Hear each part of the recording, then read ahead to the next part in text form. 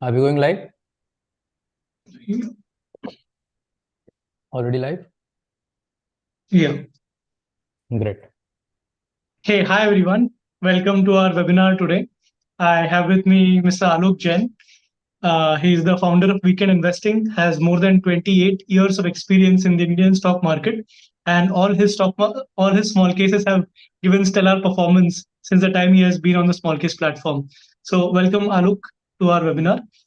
Thank you, Aditya. Thank you for holding this webinar. I And think it's very important that we discuss these topics today. And today we are going to discuss how has HDFC Bank's recent performance after the quarterly results that it came out with, and the stock had a major crash because of continuous selling in the stock, and how has impacted the Nifty 50 index. So Alok, it is all yours. You can give the disclaimer and we can take it ahead. All right, thank you. Let me share my screen first.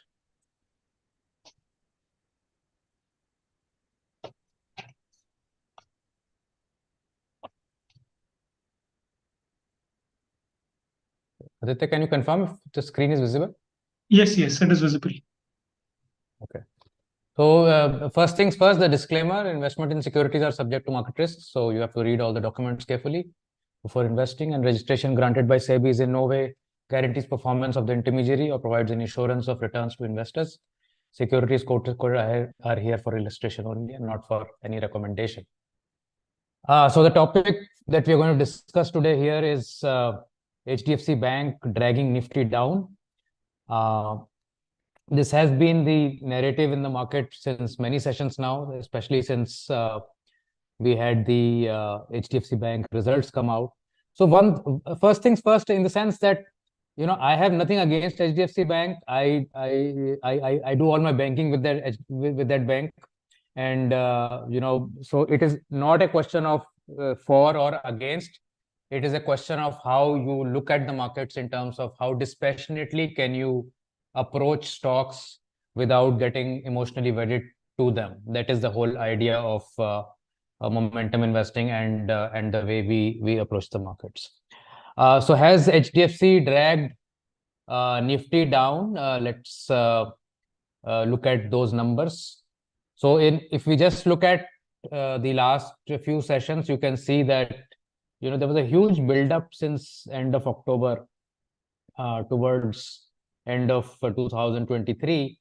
Stock went from 1460 to 1700, and then of course post that result where they declared seemingly good net profit growth, but margins got squeezed and all those things. So the market did not like some of the speak that they heard, and they slammed it down from nearly 1700 to 1380 as of yesterday's low here. In terms of quick takeaways from just this episode is that no stock can be considered to be 100% safe. So there used to be a time when stocks used to be the popular bellwether for 2, 3, 4 decades at one go. But over a period of time, what has happened is, because of huge competition, because of easy capital, because of changing technology, the longevity of at least a market leading position sometimes gets challenged much earlier.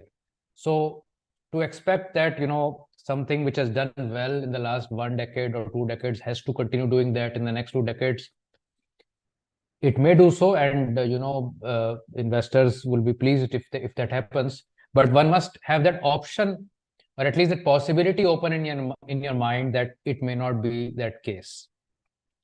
The best of best stocks can come crashing down. We have seen so many global examples, whether it was Alibaba, whether it was even Citigroup, whether it is Tesla right now. Really, there are so many variables that go into a pricing of a stock that you can never say when a stock may surprise you on the downside. And of course, you should not be betting on just one stock. So concentrated investing has its own pitfalls. Of course, one may argue that if I am able to pick that stock that goes up 30-40% up in a year CAGR, basis, then one stock is good enough. So, Mr. Jhunjhunwala had Titan, and that one stock made him. But, how many Mr. Jhunjhunwalas are there in the Indian market? That is the question. And can you be the next one? So the argument on such specific example picking is based on survivorship bias. So when you look in the past and say, I should have bought iShare at 200, I should have bought Infosys at 50 rupees, I should have bought HDFC Bank at 20 rupees. This is all very heavily seeped in selection bias. You're looking back, and out of the 7,000 stocks, you are picking those 10 stocks that could have given you enormous returns. You will not be able to find 10 people who have made that kind of money on those stocks. So always have diversified allocation if you are a reasonably conservative investor. What has HDFC Bank done in the last 3 years? Since October of 2020, post-COVID, once the stock recovered from the COVID crash, it's really gone nowhere. I mean, we are exactly where we were 3 years back. Of course, some dividend must have been distributed, but in terms of capital appreciation, we are exactly where we are in those 3 years. What have other banks done in those 3 years? So we have the top few banks and the bank Nifty compared to the HDFC Bank chart. So in this chart, you can see the black line right here is HDFC Bank. And this is again the same period of last 3 years, from January 21 to January 24. And you can see that HDFC Bank is a flat line, just the ECG that you get after you go to the emergency room and not able to revive. That is the ECG you get a flat line. The throbbing line is the ICICI Bank line. It's plus 89% in the same time period. The same time period when HDFC Bank has given virtually zero returns, ICICI Bank is up 89%. Axis Bank is up 74%. Bank Nifty as a whole, which is made up of 12 banks, is up 47%.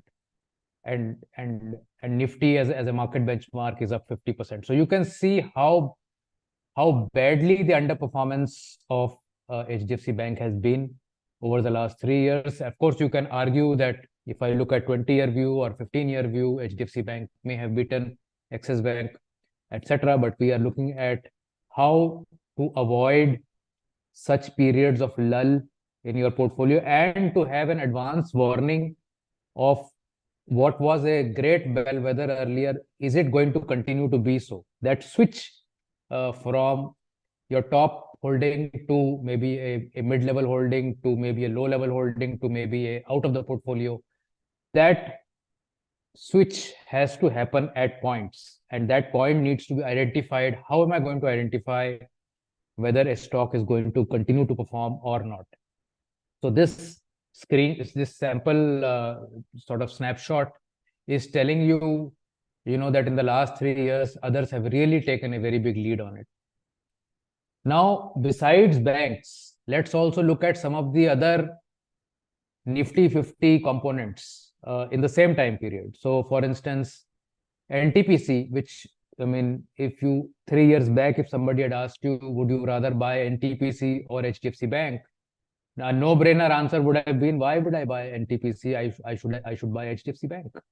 Or if somebody asked you, would you buy Coal India versus HDFC Bank? I can bet your answer would have been HDFC Bank. Maybe my answer also would have been HDFC Bank in terms of a qualitative assessment of how the business will grow. But the point is that what many investors don't realize is that the stock price is not moving in tandem with business growth. A lot of times, the next decade of growth is already discounted in the price. For instance, I am told, and I'm not a fundamental analyst, so my numbers are weak on this front. I am told HDFC Bank trades somewhere near 4 times book, and no other bank in the world trades at 4 times book. And the best of best banks trade at 1.5 to 2 times the book.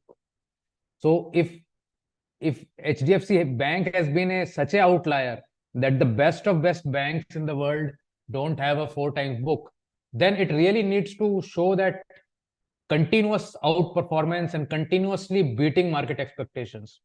It has been giving this, simply a fantastic 20%, almost as if it's already derived on Excel, that every quarter, year on year, 20%, 20%, 20%, 20%. It has happened so many times in the last decade that people started to believe that this can never fail, and this growth is going to go to the moon, and it's just going to go in a hockey curve, which evidently in most cases is never possible, because as the size grows, as there is more competition, as technology changes, there will come phases where the market leader also will get overwhelmed with all this. So now coming back to this chart, Tata Motors 183% in the same time period, ONGC 160%, and this is besides dividends that Coal India and ONGC are paying. So again, today, if we talk about it, maybe HDFC Bank may look, buyable versus, let's say, a NTPC maybe, but 3 years back, if somebody had asked you this question, I can bet nobody would have opted for ONGC or NTPC or Coal India, maybe Tata Motors. But HDFC Bank would have been the favorite even then, right? So stock price and business growth can be, can have a bit of a, I would say, delay or a lag at times. And the main thing is that how to assess how much future growth has been built in. Like there are companies in Indian market which are trading at 80 times price earnings, 60 times price earnings. I mean, they need to continuously grow at crazy numbers, crazy growth numbers to justify that. But because there is lack of good paper in the market, because there is lack of breadth in the market, we continue to keep buying them and at some point of time, for a few years, they will disappoint you. So the idea here is that this 3 years that went by, was it a lost opportunity? I mean, could you have, made 100, 200% by having a combination of these other stocks versus sitting on HDFC Bank?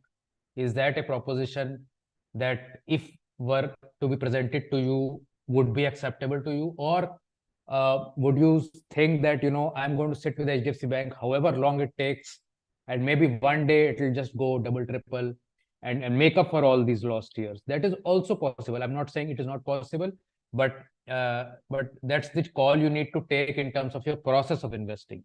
So our process of investing at Weekend Investing is to ride the winner. So as I usually say, why would you want to guess who is the winner for the next year when you can ride the winner? So the classic example that I quote is of a horse race, and horses are running around the racetrack, and there's a leader group, and there's a middle pack group, and there's a lagging group at the end. Now, if I have to place my bets on one group, I'll obviously pick the group which is leading after 2 rounds, after 4 rounds, after 6 rounds. Why will I place my bet on the horse which is running the last right now? Just because he had won the Derby last year or 10 years back, should I place all my bet? That's a very risky bet. Whether that past performance will repeat or not, nobody knows. But the horses who are looking promising, who are riding the wave, who are on a great day, even like Sachin Tendulkar may say, I cannot make a century every time I go to the crease. It depends on the day, and he may get out on a duck also. So you cannot keep betting on him also. I mean, you need to keep bet on the batsman who is in flow in that series. So that's the idea of riding the winners. And now let's look at how HDFC Bank has sort of dragged Nifty 50. And the key reason for that is the weightage. The weightage of HDFC Bank in Nifty 50 is 13.26%. And of course, when 2 years back HDFC was merged into HDFC Bank, this weightage went up from about 6% each to about 13.26% now. Now you may say that, this is the shortcoming or weakness of the index management committee, that they allowed HDFC Bank to have such a big pole position in the index, that 13% of the country's major index is held by one bank.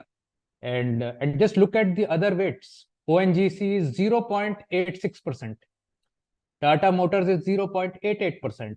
Coal India is 1.4%. NTPC is 1.4%. So the stocks that had virtually no weightage were running amok in this last 3 years. And whereas the stock with the highest weightage at 13.26% was flat. So what will happen? You would have very well guessed that because the significant component of Nifty was not moving, it had a adverse impact on the Nifty as an index, because Nifty is a weighted average of its constituents. So the 50 stocks in Nifty are not equally weighted. HDFC Bank is there, Reliance, ITC, Larsen. These are all the heavyweights, TCS, Infosys. These are all the heavyweights which make up for most of the more than half of Nifty. So the weightage skew has a major problem, and I'll go through an example to make sure that you understand it well. Now let's say stock drops 40%. It did happen during COVID-19 crash. What will be the impact of just HDFC Bank on Nifty 50? So if HDFC Bank were to fall 40% and 13.5% in the weight, and the big assumption that we're making here is that the weight remains the same during this period. I know some of you are really smart to say that the weight will also fall when the stock falls, but let's assume that the weight remains the same during this example. So 40% fall of HDFC Bank could result in a 5.4% cut on the Nifty 50. And now let's see if other stocks have to take that kind of a hit or they go up. So if a stock drops 25%, 50%, or it goes up 100% or 200%, what would be the impact? Let's just do an example on this.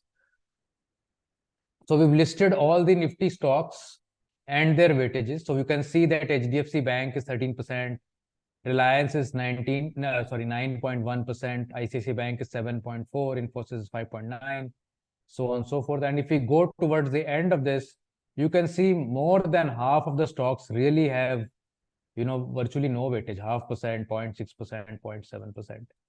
So if we were to have, let's say, 100% gain in any one stock, so if HDFC Bank has 100% gain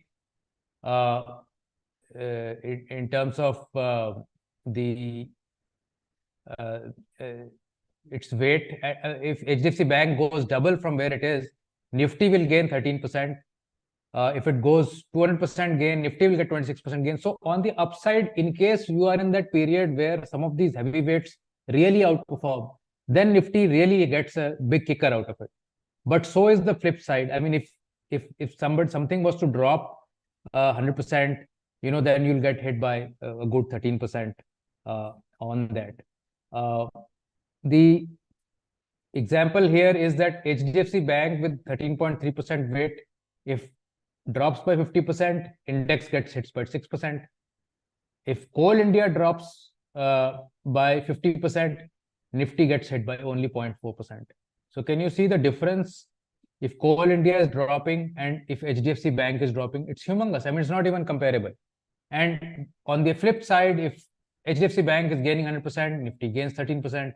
If Coal India gains 100%, which it has, and even more than that, Nifty gains only 0.8%. So if heavyweight stocks outperform, that is the only time when Nifty really performs. And if underweight stocks or low weight stocks are outperforming, Nifty hardly budges. If heavyweight stocks fall, Nifty falls with them. If lightweight stocks fall, Nifty hardly budges. There are these 4 scenarios that get built out in this situation. And if we see, excuse me, the weightage skew. The top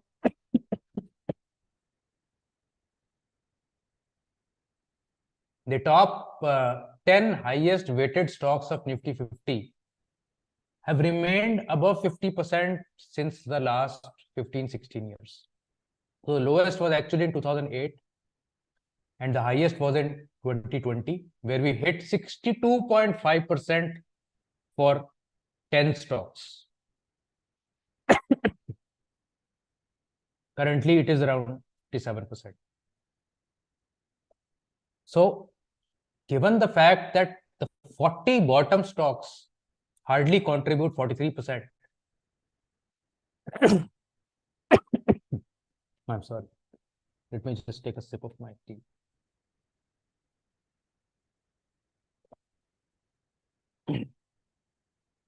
Yeah. So this is the problem. The weightage of 10 highest weighted stocks are calling the shots. You know, if the stocks in the highest weights are going up, Nifty is going up. Now, let's look at what is the skew in terms of sectors. Financial services, or BFSI as it is also called, is at 37% of Nifty.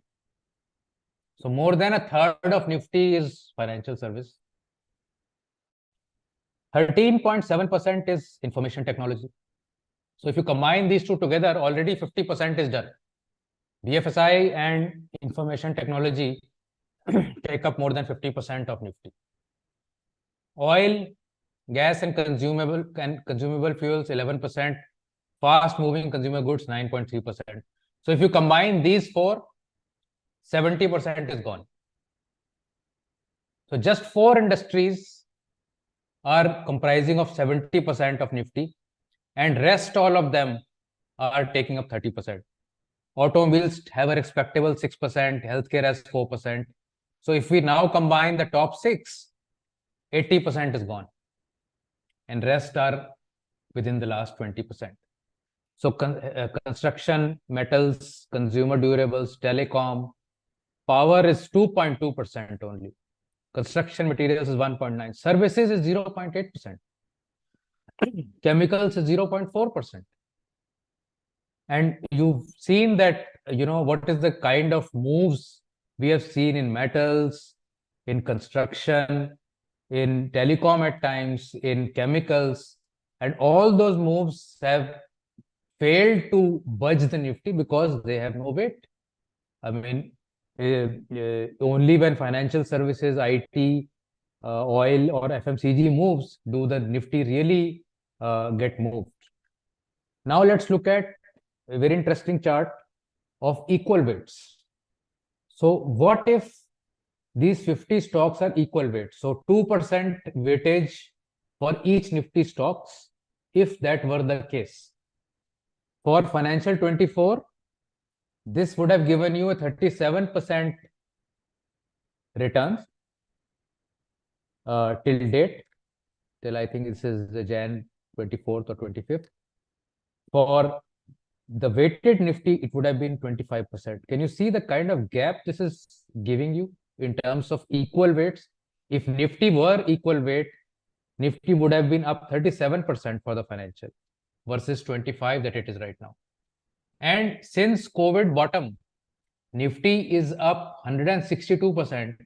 But if it were equal weight, if all stocks were equal weight in it, it would have gone up 220%. Just see the gap. It's almost 60% gap between 162% and 220%. That's the kind of impact non-heavyweight sectors are having on Nifty. It is very, very clear. You know, you don't have to really think about it again. So index investing by itself, also, I want to, you know, bust this myth that is there that just go and invest in Nifty and money will get made.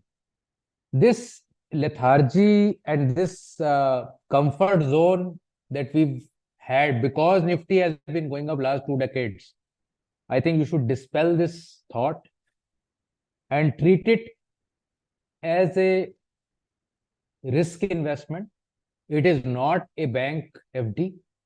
It is not a a reserve bank bond. There is risk involved in index investing also. So very casually, a lot of people will say, just invest in Nifty and everything else will get taken care of. It's because of our hindsight bias. We have been seeing Nifty go up last 20 years or 25 years. And hence we believe that Nifty can continue to outperform. And I hope it does. It's not that I don't hope it does or I don't foresee that it does. But there is no guarantee, right? I mean, I'll give you examples of two markets. Hang Seng market is the very recent example. Hang Seng index is currently at 15,000 levels. It was at the same level in 1997 also. How many years have gone by? Nearly 26 years have gone by. And they have virtually come down to or come back to the same level they were at 26 years back. Can this happen to other markets? Yes, it can. Will it happen to India? I don't know. But should I keep my mind open to that possibility? Of course. If it has happened in the rest of the world, how can I be so blindfolded that I say that it can never happen in India, or it can never happen in the US, or it can never happen in any country? Of course, it can happen. It may not happen. There is a low probability of happening. That is for sure. Now people who would have done SIPs, index investing, mutual funds in index investing, ETFs of index investing, they have gained nothing in 27 years. Can you believe that? 27 years. And especially when you put yourself in the shoes of a Hong Kong investor in 1997, this is at the time when China is becoming the world's factory. And China is going bonkers in terms of capacity enhancement, and export is booming through Hong Kong for China. And that is the time when Hong Kong index is at 15,000. And 23 years later, we are still at 15,000. So Hong Kong has, maybe overpriced itself hugely at this point of time. It has discounted the next many decades of growth. But because we are seeing growth on ground, we feel that it must go up every year. But that doesn't happen. That's not how life works. You could have, for instance, if you go to the bank and they give you 6% on your FD, and by some stroke of magic, they give you 100% in the first year itself. That's like in the next 15 years of returns. So obviously you will not get anything for the next 15 years. This is exactly the same story. Japan is another example. Now people will say Japan is one-off case. Well, it's not one-off. Hong Kong is another one. Turkey is another one. There are many cases that will come around. If you go into smaller countries of Europe, there are many countries where index not going anywhere. Many African countries, index not going anywhere. What happened in Japan? From 1973-74, Japanese market went in a exponential move. So it went up from 4,000 to nearly 40,000. 10x move in matter of 6, 7, 8 years. Sorry, in matter of 15, 16 years. And the main move came in 6, 7 years in the last from 1984 to 89. Now, what if, and this is just hypothetical situation that I'm creating. What if Nifty goes 5x in the next 1 year? Hypothetically. And then does nothing for the next decade. Is it possible? Yes, CAGR will again be, if it doesn't do anything for the next 15 years, CAGR will be 12% only. If it goes up, 4, 5x in 1 year and then doesn't do anything for the next 10 years, 14 years, CAGR will be the same. But it has lumped all the gains into 1 year. This is exactly what happened in Japan. All the gains of future periods were lumped up and discounted in advance. So that person who was buying here, he had to wait 35 years to come back. So these are examples which I hope and pray never happen again in any market. But you cannot ignore the fact that it has happened. 1929 great financial crash, it had the Great Depression, it happened. Can you say that it can never happen again? Nobody can say that. We can take lessons from it, but can you say it can never happen? No. 4 years back, could you have said a COVID-like situation could have happened? No. Nobody can guess it. How the markets will react, how the markets will recover, that also nobody knew. Nobody could have guessed how the markets recovered crazily. So some questions now. What if heavyweight sectors or stocks continue to underperform? Let's say next 3 years, this 50% or 70% block of Nifty, let's say it continues to underperform. What will your index investing do in that case? What if there is a very strong trend in power sector, which is there right now, but it only has 2% weight in Nifty? What if tomorrow's winning stocks and sectors are from the bottom of the pie? There are stocks which have 0.5% weightage. What if they are the multi-baggers? What if the index itself stays range bound for years? So all these are very, very pertinent questions to think about when you are acting as a index investor, particularly, where you are not the person who's choosing what stocks to buy. If you are buying Nifty, you are buying 13.6% of HDFC Bank, not by your choice, but because the index composition is that way. You can't help it. If you go buy Nifty ETF, you are buying HDFC Bank. There was Yes Bank in Nifty also at one point of time. There was India Bulls also in Nifty at one point of time. There was Suzlon also in Nifty at one point of time. So by buying the index, you have to buy these stocks until they are thrown out of the index. Yes Bank at 400 rupees was part of Nifty and it was thrown out at 20 rupees. You had to have ownership of Yes Bank from 400 till 20 rupees because you were a Nifty investor. That is the key that you need to take away from today's discussion, that you are you can say a forced investor in stocks that may not be performing, that you may not like, but because you are buying a basket of Nifty, you have to have exposure towards that. So the change is the only constant. You can see here, this is how the sectors have changed over the years. There was time when IT services was ruling the Nifty in 2000. It was 25% weight. Then there was a time when oil and gas was ruling Nifty, 21%, 19% in 2004, 2008. Then there was a time when engineering was 5%. Now it is virtually zero. When all these which are zero are actually 0.2 or 0.3%. They're not exactly zero. There was a time when pharmaceutical was 8%. Now it is 4%. Real estate was 4% in 2008. Now it is zero. You are seeing how real estate stocks are performing. Telecom was 8%. Now it is 2%. BFSI has gone up dramatically. 10% 20 years back. Now it is 37% of the weight. Automobiles was 10%. Now it is only 5%. Or maybe a little more. This is a slightly dated data. So this is constantly changing. So in effect, Nifty, when it is rebalanced, let's say Nifty gets rebalanced every 6 months. Okay. The index committee, with all their wisdom and all the tools in their hand, decides what will be the Nifty composition for the next 6 months. We will reduce weight of this. We will add this stock in it. We will remove this stock. Whatever is the rebalance that they decide becomes the Nifty constituents for the next 6 months. It happens on 1st of October and on 1st of April. Now, what if one stock continues to fall? Just hypothetically, I am not saying it will, but HDFC Bank, let's say, goes to 800. Is it a possibility that you can rule out? No, because even at 800, it will be 2 times book, which is at par or more with global banks. So from valuation perspective, 800 will also get restricted.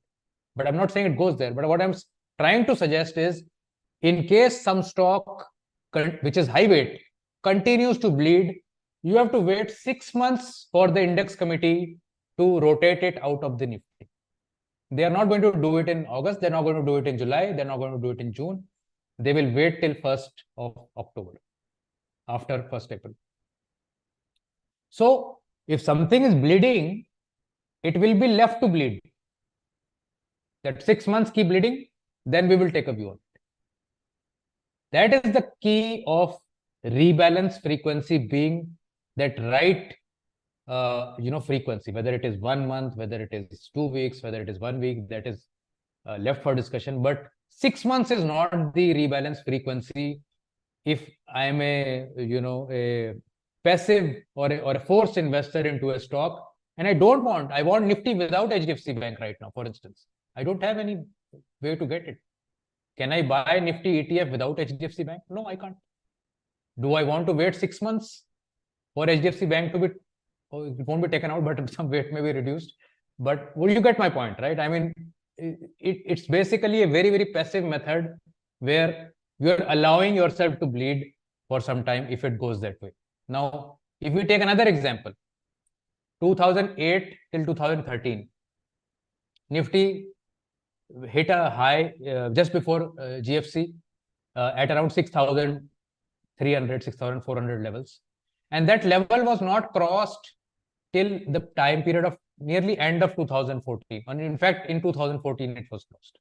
So 6 straight years, somebody who bought Nifty here did not make any money. Rather, he would have seen a 70% fall and probably had, a couple of stents put into his heart. So this kind of fall and recovery spanning over 6 years is something that can always repeat. Why should we assume that this can never happen again? Just because the last few years we've only seen the market go up or flat does not mean that this can't happen. Maybe Nifty may go to 30,000 and then do a jig like this for the next 5 years. It is possible, right? So,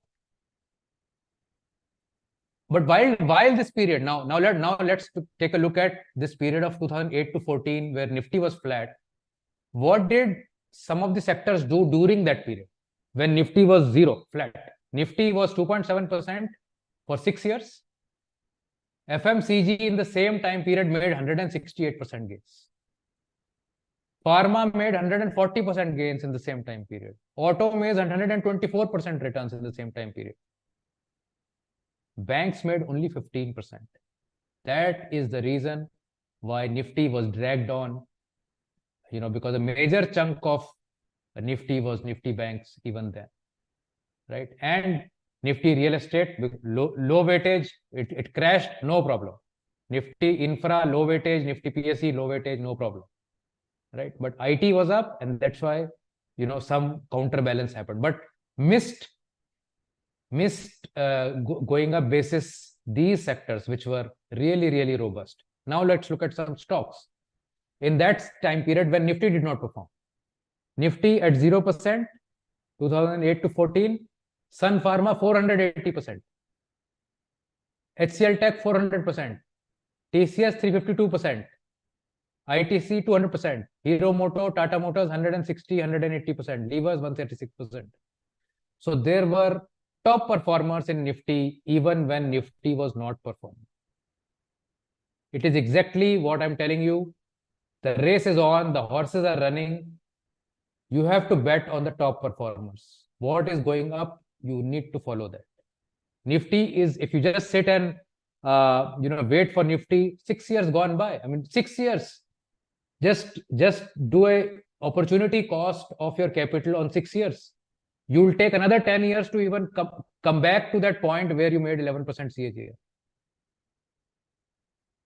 I mean, that is the kind of loss of inflation and money value that happens over 6 years. And if you are not invested in Nifty in those 6 years, but invested in a group of stocks that were going up, you would have made money. Why would you be sitting at 0%? So the index may not have been impacted by exceptional performance of this stock due to weighted skew. But what if a portfolio can capture it? Now I'm going to come to weekend investing portfolio. So it's a solution that I'm providing here. that what if there is a portfolio that looks at Nifty 50 stocks, gets the best 10 stocks, the strongest 10 stocks out of it, and equal weights them. That is exactly what MI India Top 10 does at Weekend Investing. So we have 10 stocks, each stock has 10% allocation, and they could be from any sector.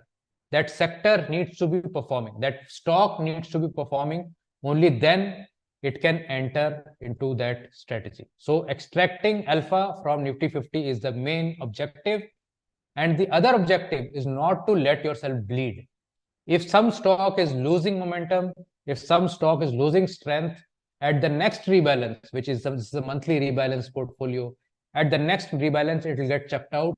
It won't have to wait for 6 months for Nifty evaluation committee to take a call on that stock.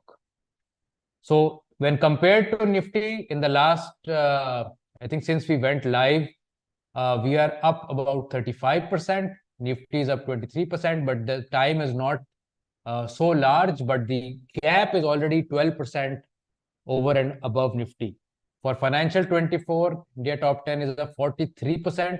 Imagine 43% on large cap Nifty stocks versus Nifty 50 at 23%. Total trades done in this time period, and we are at 1.5 year mark, is 45 transactions. So 30 transactions of this out of 45 are gainers, 15 are losers. This is a very good winning probability. I'm happy even at 50%, but this one is currently at 66.6%. The average gain is 21.76%. The average loss is 6.88%. In many other videos, I've shown you what is casino math, how even if you win equal times as you lose, but each winner is much bigger than each loser, you still win a lot. For instance, the biggest winner is 71%, but the biggest loser is only 14%. So this is what you need to do. Allow your winners to run and cut your losers short.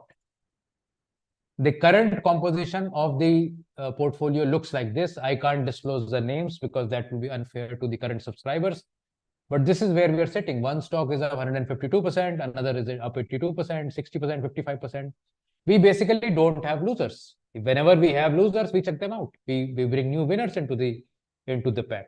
And that is the reason why when you will allow your winners to keep running, there will be a few horses which will make up for more than the rest of the pack. So 10 stocks, 2 or 3 stocks will provide that clinching alpha over the underlying Nifty. So it's a Nifty Top 10 is a solid option. If you want to invest in the best stocks from the high quality Nifty 50 index, these are some of the details. There's a rotational strategy, 10 stocks, monthly rotational, recommended capital, subscription, so on and so forth. Outlook is 4 to 5 years. You need to have an outlook of 4 to 5 years because Nifty may take a dive and you may not have great trends during some periods. But if you stick with it, if you bring your capital in gradually, you can achieve it. We are giving this 20% discount on Republic Day celebrations. You can use this Republic 20 code till 29th of January if you like to come in for India Top 10. And this is the end of my presentation. I hope we have been able to present you solid data to convince you that whether or not you go for top 10 or not, that is another matter. But index investing, number one, is not like putting money in the bank. Be very clear about that.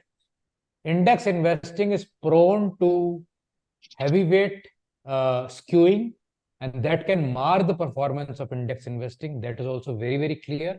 And any strategy which can selectively take strength out of the index and equal weight them and invest in it will do better than the index. That is the third sort of outcome and insight from this presentation.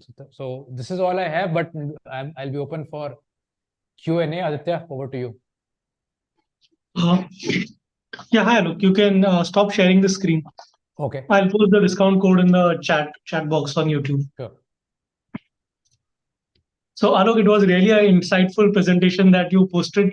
I got a lot of comments also in the chat box that this presentation was an eye opener because many investors are putting money doing a regular SIP into Nifty and Nifty Bs, but they haven't seen the kind of charts that you presented where the earnings is already discounted in the pricing and there's big decadal lull in the stock market. Yes. I'm So sorry, my my first presentation has gone longer than what I had thought, but this is very important that you understand the pitfalls of such instruments. I'm not saying don't do index investing, but be aware of these pitfalls is what my message is. No, I think the users really loved your presentation and your flow was also phenomenal. So my first question to you is, if someone is holding HDFC Bank today, what should Hmm. he do with his portfolio which has HDFC Bank stock?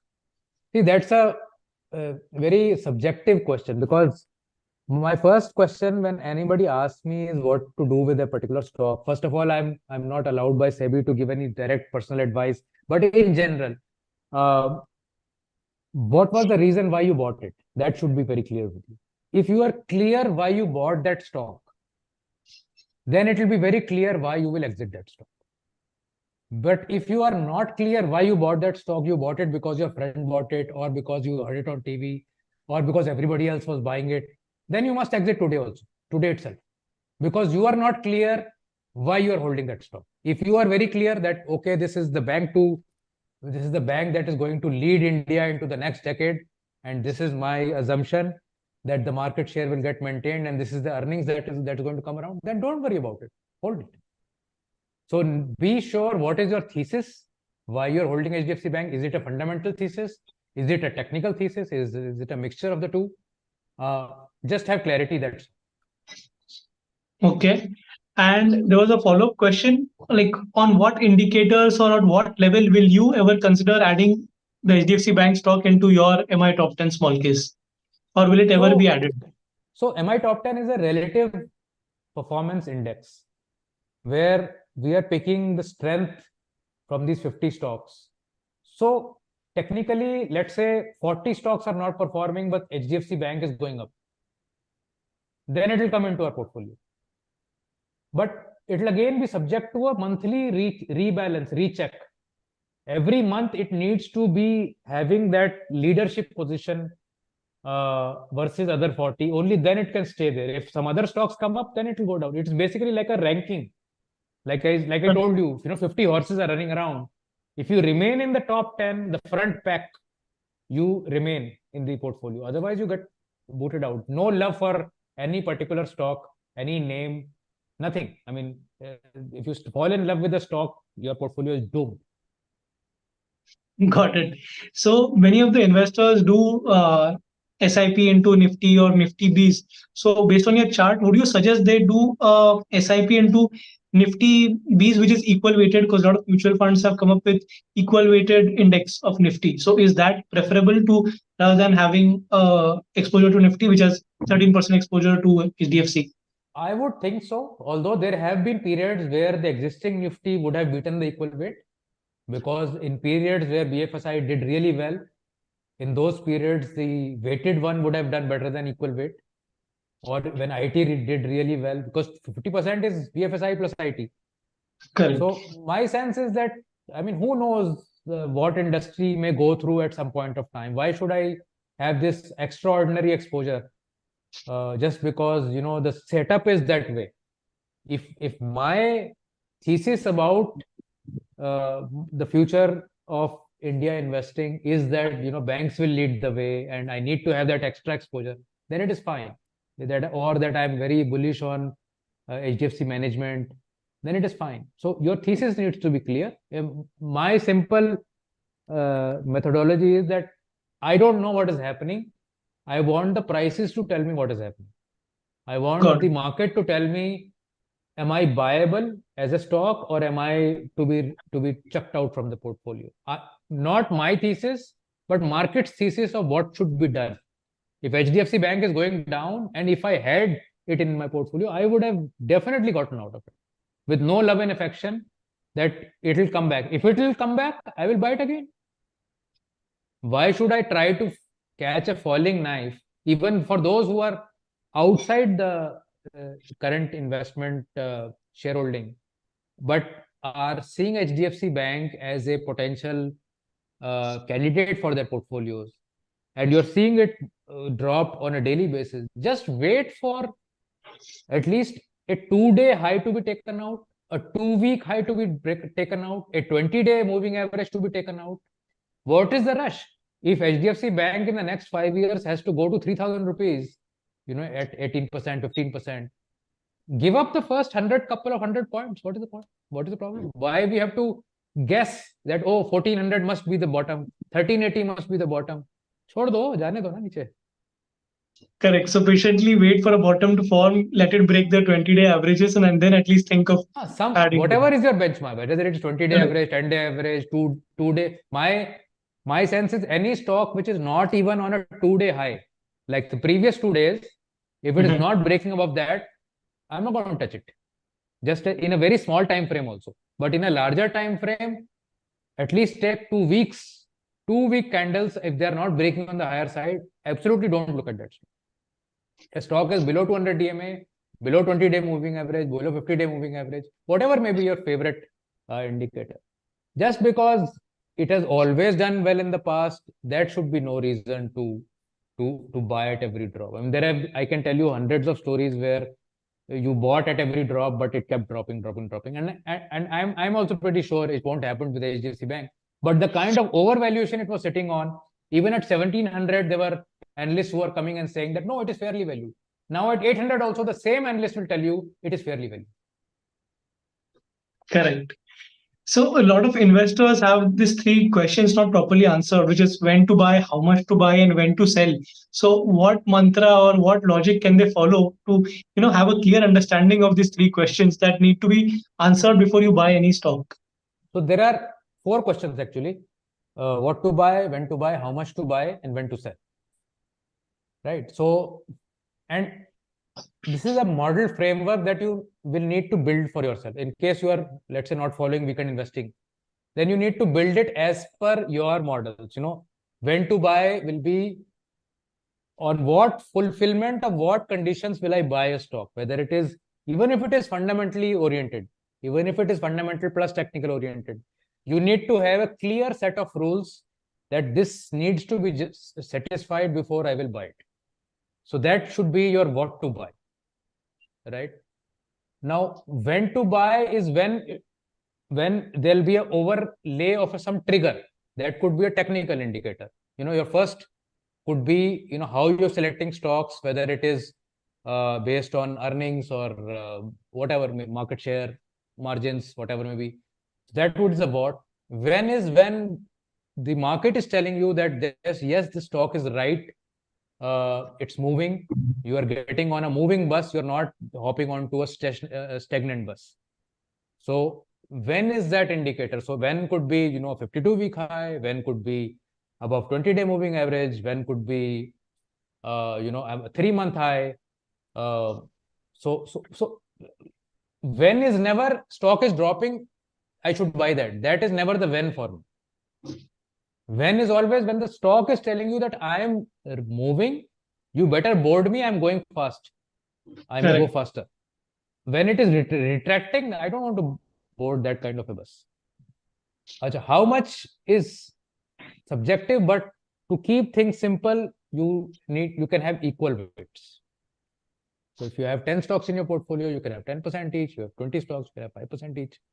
That is probably the simplest part, because to predict that this stock that I'm picking is going to be the multi-bagger and hence I should put 25% into that is impossible. Multi-bagging happens by chance. It cannot be planned. Please run away from all gurus, financial advisors who tell you that we can give you multi-baggers. Please run away from them. You are going to ruin your portfolios. Nobody in this world can tell you which is the next multi-bagger. Okay. Last is when to exit. So what to buy, when to buy, how much to buy, and when to exit. When to exit can be also basis fulfillment of several rules. So you may have rules around earnings, you may have rules around market share, you may have rules around margins, ROC, you may have rules around, okay, if the price drops below 200 DMA, you may have rules around RSI drops below so much, you may have rules around so much. a 20% drop from the top. If it happens, I'll do this, or it goes below, or average true range indicator, if it goes through, if it breaks super trend, I'll get out. There can be so many things, 50,000 ways of, but once you have a rule, once you've tested your thesis, stick with your rule then. Don't hop from one rule to the other each time. So have all these rules clearly laid out, and then you play the market along with it. You will find that you will be making money so easily, and there is no stress and there is no confusion. There is no single day in my life where I have to think, what should I do? Because it is already very clear that if I have to exit, I have to exit. If I have to buy, I have to buy. And I know when the strategy is saying buy, let's say a stock like any stock which you would not have touched, Suzlon, for instance. I would not have touched Suzlon with a barge pole if my mind was full of the fact that this is a stock that has come from 400 to 5 rupees, and now because market has some euphoria, it is going up. I will not touch it. But because my system is set up in such a way that the price discovery and the price movement is telling me, bhaiya le le, there's a train going up. We bought it at 13, 14 rupees. It is now, I think, somewhere near 40. Not bothered. If 40 goes to 80 or 40 goes to 30, we'll probably get out 20, 30% below the top. So you need to remove yourself, you need to remove your brain basically from the market. Your brain is your biggest enemy. Have very clear rules. Once you use your brain to create your rules, then you take your brain out of the market and just follow the rules. In fact, give your rules to somebody else, your apprentice, and ask them कि भैया ये rules हैं, इसके हिसाब से करता रहे. I don't want to put my mind to it, and you will make a lot of money. I can guarantee you that much. That was amazing, Alok. I think all the retail investors listening should follow and implement these 4 rules in their own trading strategy. My next question is, like you explained for Nifty that there is overexposure and overweightage to HDFC Bank. Is that the case, similar trend that you have seen for Nifty Junior Bs or the mid cap 100 index? I think it is there in most indices, but because Nifty is more concentrated in terms of 50 stocks and the Nifty Next 50 also. But CNX 500 and mid and small cap 400, those don't have this kind of a skew to this extent. But this skew is present even in, for instance, Nasdaq 100 or S&P 500. This skew is there. So it is a you can say a shortcoming of the market weighted approach to index formation. And until the point when it hurts you, this factor will not get any coverage.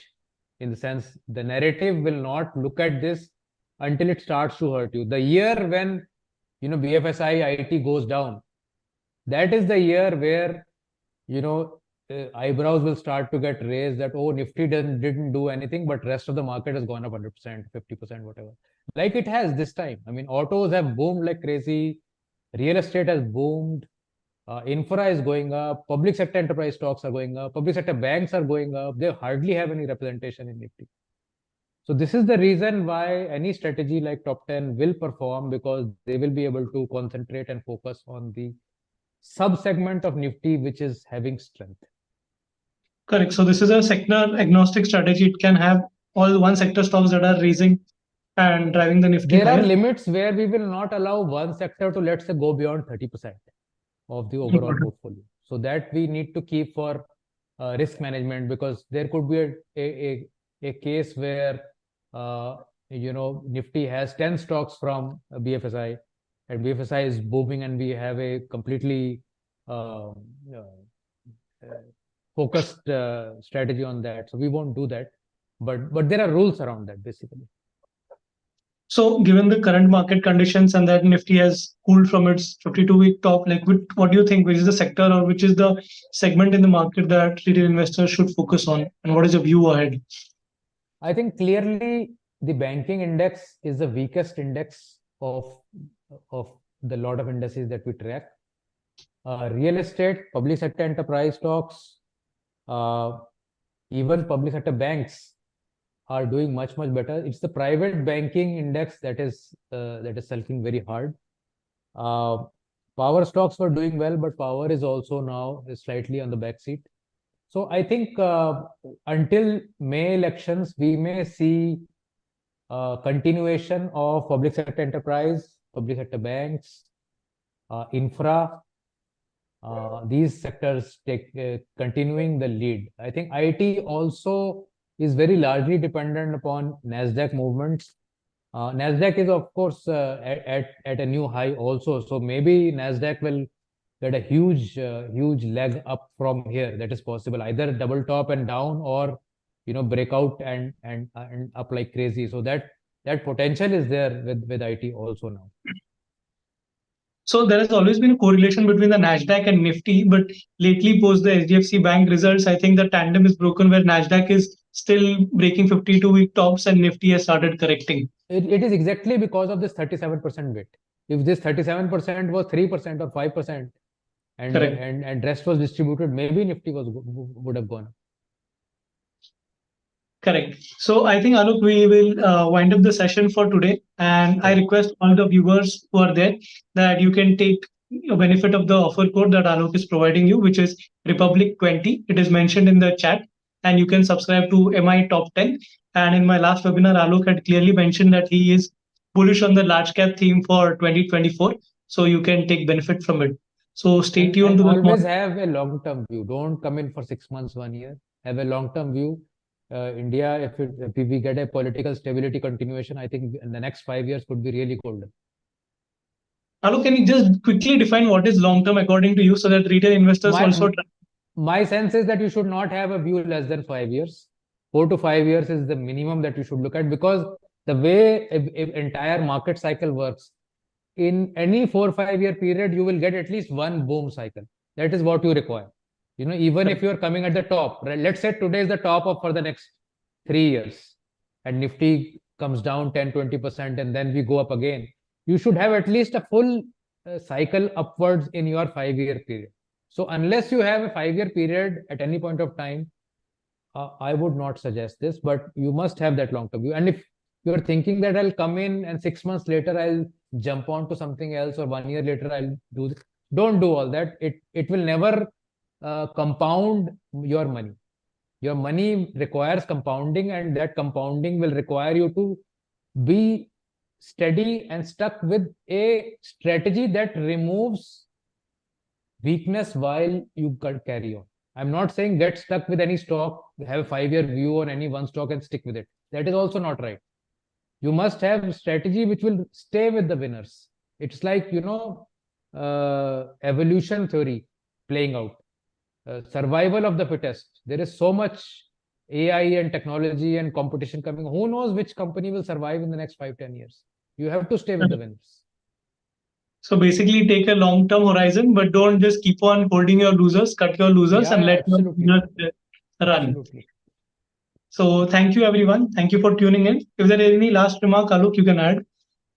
I think the only remark I have is that have confidence in whatever strategy you are following. If it is well tested, if it is proven in the past, don't get disheartened by small movements in the market. 5, 10, 20% movements will always happen in the market. If you want, that kind of gain, that kind of a drawdown or fall also needs to be accepted. So accept the rules of the game, understand the rules of the game, and then accept them and sort of imbibe them and play along. I mean, making money out of the market is not so difficult the way it is, portrayed to be. Got it.